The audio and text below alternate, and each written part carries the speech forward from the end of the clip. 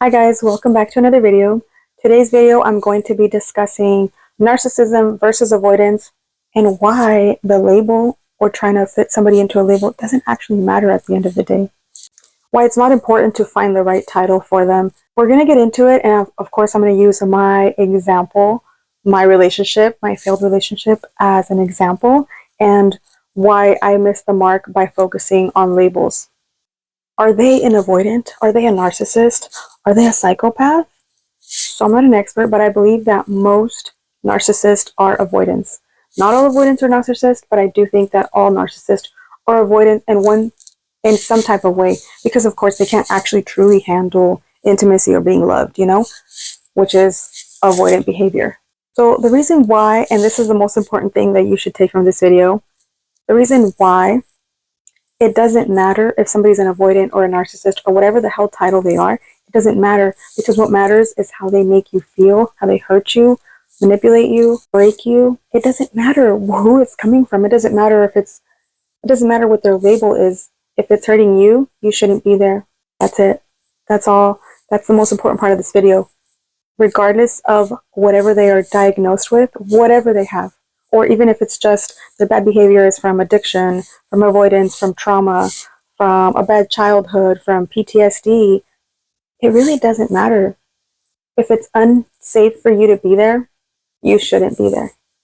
That advice goes to everyone who is in toxic relationship and in a shitty situation, and it goes to my 23-year-old self, because I really needed to hear that. So regardless if somebody's an avoidant or a narcissist, they are always going to have those narcissistic traits. The ones that slowly tear at your self-esteem and kind of break you down into submission. Those qualities.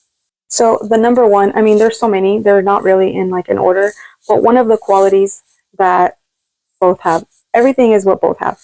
Like I said, the label doesn't matter because the behavior still fucking sucks. They're still shitty to you, so the label doesn't matter. But obviously there's going to be gaslighting.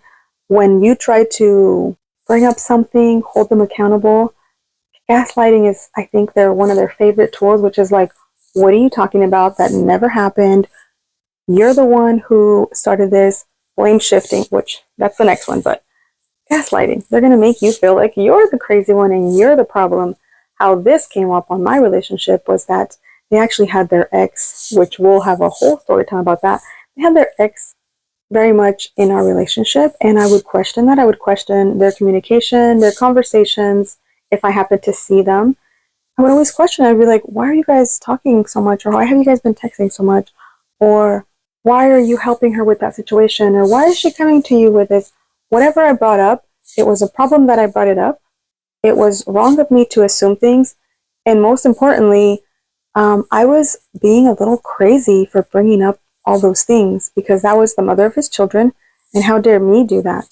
And eventually, when I kept insisting, even after finding things out and finding that they deleted messages, when this is back in the day when you compared your phone bill to the ones that they have on their phone, and then something doesn't add up. So I realized that they actually, like, they would go some nights when they were graveyard where they would delete tons and tons of messages, like dozens of them. And then they just told me, oh, we were just having some closure and I just didn't want you to see it. Bullshit, but okay. But eventually, when I kept insisting on wanting to like monitor the situation a little bit more and just kind of having doubts about their loyalty or their conversations, they eventually told me, this is like a great gaslighting sentence. They told me, I think you're the one that's obsessed with my ex, because you're always talking about her, you're always bringing her up, and you're always questioning me about her. So I think you're the one that's obsessed with her. That, of course, made me feel crazy. Like, oh, damn. What? Like, I bring her up that much? I'm talking about this that much? I'm obsessed with her? Like, that, like, embarrassed me for them to say that I was obsessed with her. It made me feel, like, icky about myself. Like, geez, I don't want to be that. I don't want to be somebody who's obsessive like that and a little bit psychotic like that. So I was like, well, let me back off, because I don't want him to think I'm obsessed with her. Like, that's just fucking weird. I was like, I don't think I'm obsessed with her, but I think I'll just back off anyway, which was like a win for him.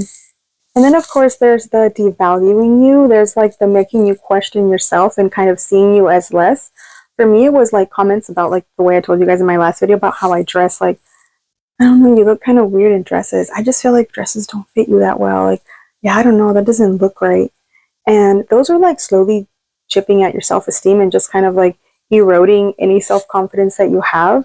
They kind of make you question yourself. And as somebody who wants to make their partner happy, you start to do things to appease them. And that's how it slowly starts to, be where like you're chasing that approval. You're chasing a compliment or for them to have something nice to say, because any reasonable person would want to make their partner happy or like dress in something that they would like or wear something like do things that their partner likes. You want to please your partner, but it starts to get like a little bit on the more evil side when they are not doing it. It starts to be a little bit more insidious when it's something that they're using as control and they like slowly are starting to control you. So another great quality of narcissists and avoidance is deflection, which is always turning shit back on you. This one, he was an expert at, and this one I didn't notice for like 12 years, no kidding. I really didn't notice it. This one, my self-awareness got in my way because I would be like, I could be something like, hey, I didn't like that you did this at this family event. And then they're like, what about you? What about when you come with my family? You always make me feel like this. You always make me feel like crap. You always do this wrong. You always do this wrong. And then I'd be like, oh my gosh, I never realized that I was doing all these horrible things to you. I'm so sorry. And the conversation, every conversation that I had with this person, trying to hold them accountable in any way, ended in me apologizing. I'm embarrassed for this. I'm literally ashamed of this because every single time I ever brought up something that I didn't like or that hurt me, I would end that conversation by me apologizing to them, them literally becoming the victim in the situation, and me feeling like shit, me realizing that I had hurt a person that I thought I cared about. Like, oh my gosh, I can't believe I did that. I felt bad. And I would apologize, and then that's how the conversation would end. Anyways, deflection. Another one is, of course, defensiveness. They just love getting defensive and slightly aggressive because how dare you question them on anything? How dare you try to hold them accountable? How dare you try to make them be responsible for the things they should be responsible? How dare you try to... Why is this video getting a little bit more passive aggressive as we go on? But how dare you just try to even hold them to something that they said they would do? How dare you hold them to or remind them of a commitment that they agreed to?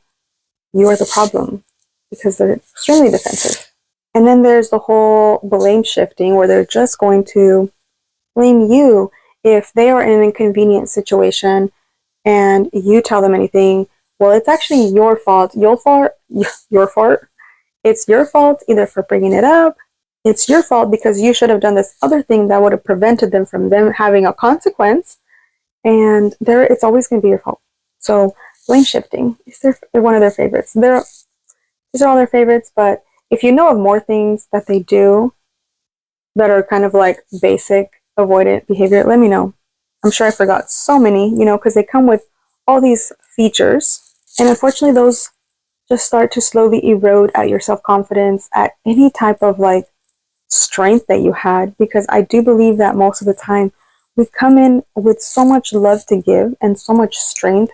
In fact, I think that they are drawn to our strength. They're drawn to our light. They're drawn to how amazing we are and how much power we yield. I don't believe they go after weak people, weak women, just like feeble people. I truly think that they go after the people that are shining the brightest. They are drawn to that, and they do not want to help you shine brighter.